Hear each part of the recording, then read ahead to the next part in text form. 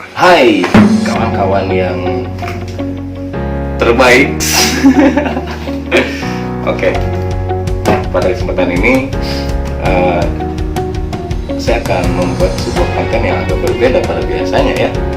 Jadi biasanya saya memposting saya sedang manggung bersama kawan-kawan Panggeret atau mengcover ya, meskipun kurang bagus ya, tapi juga saya posting. Biasanya juga saya juga memposting kegiatan-kegiatan siswa yang saya ajar di sekolah, atau juga saya biasanya memposting lagu-lagu daerah yang sudah lama dan jarang didengarkan oleh kalangan anak muda gitu. Namun pada kesempatan ini saya akan berbeda. Biasanya saya berada di belakang layar aja, tapi sekarang ingin mencoba berada di depan layar ya. Oke. Nah, pada kesempatan ini saya ingin membahas kenapa sih akord C mayor itu seperti ini. Adakah teman-teman yang pernah terlintas dalam pikirannya, kenapa sih bentuk akord C mayor seperti ini? D mayor, G mayor. Itu kalau teman-teman yang mungkin belajar musik secara kursus atau mungkin belajar di sekolah musik pasti sudah mengetahuinya. Tapi untuk teman-teman yang belajar gitar secara otodidak pasti agak kesulitan atau kebingungan, kenapa sih kunci C mayor bentuk seperti ini. Nah, pada kesempatan ini gue akan bahas terkait nada-nada yang memang harus digunakan dalam kunci-kunci mayor begitu. Sama begitu pun minor ya, tapi proses ini kita mayor dulu saja lah. Kita mulai saja. Check it out.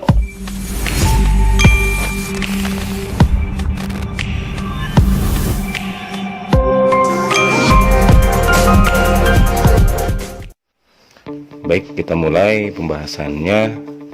Pertanyaan di awal tadi, kenapa bentuk akor C mayor bentuknya itu seperti ini?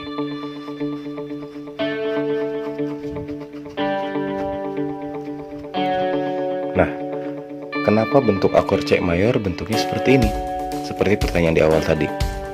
Oke, kita runut dari awal bahwa jarak interval mayor seperti mungkin ada teman-teman yang juga sudah mengetahuinya ya. Jarak interval mayor seperti ini: C, D, lalu E, F, G, A, B, C, dimana jarak intervalnya itu C ke D1, D ke E1, E ke F setengah, F ke G1, G ke A1, A ke B1, dan B ke C setengah. Nah, ini menjadi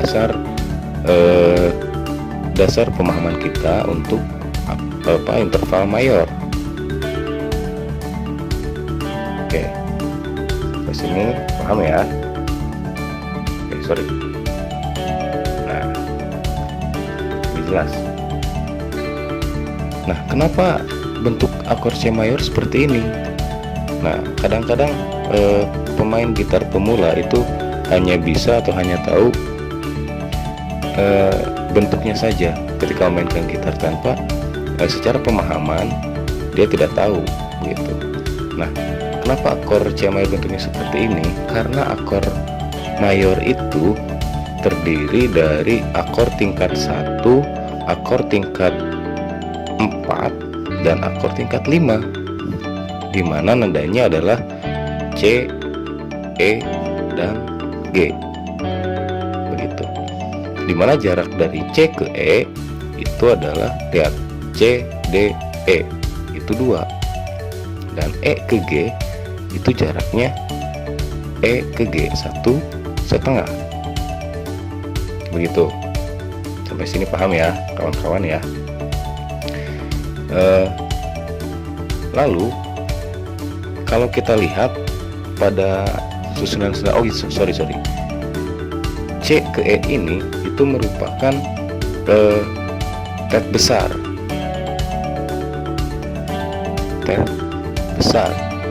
Ini merupakan rumus untuk akor mayor.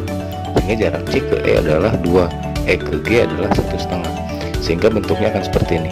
Nah, maka kita aplikasikan pada bentuk gitarnya. Oke, ini senar gitar ya.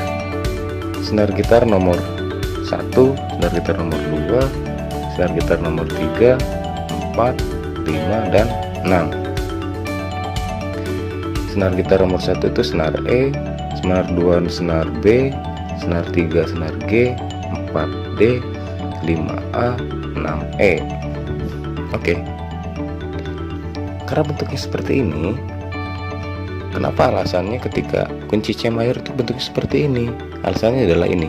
Nada-nada harmoni dari nada C itu adalah C, E, dan G, di mana ada akord tingkat 1, tingkat 4, dan tingkat 5.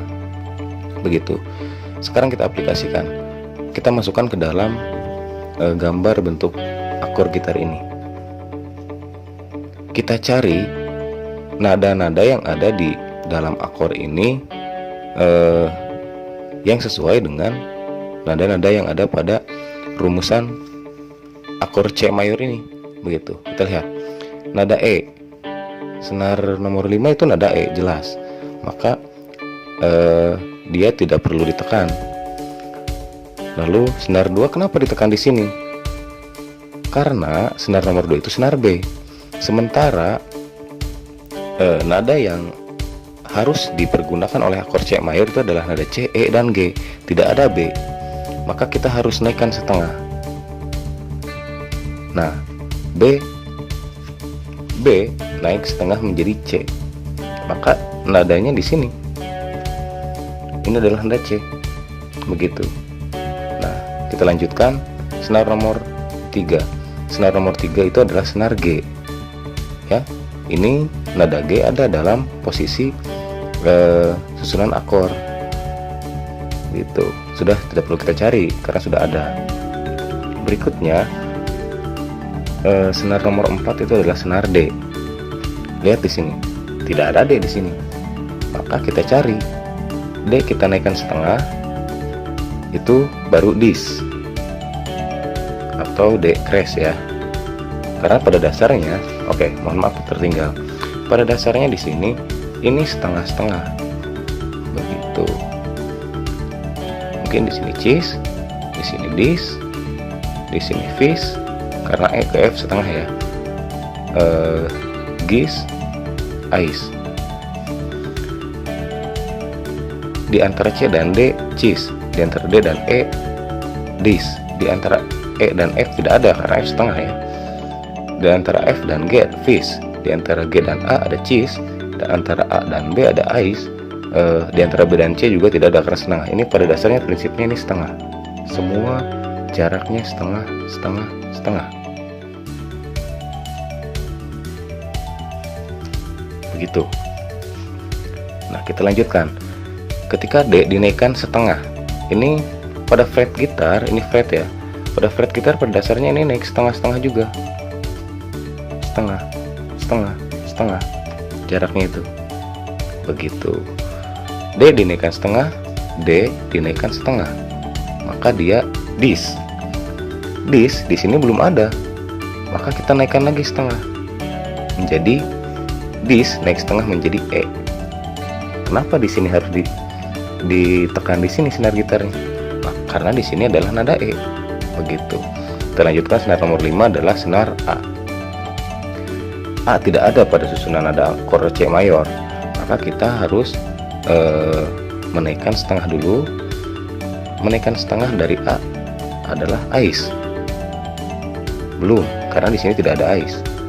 Susunan C mayor tidak ada ais nadanya. Kita lanjutkan. Naikkan lagi setengah. Ais naikkan setengah baru B.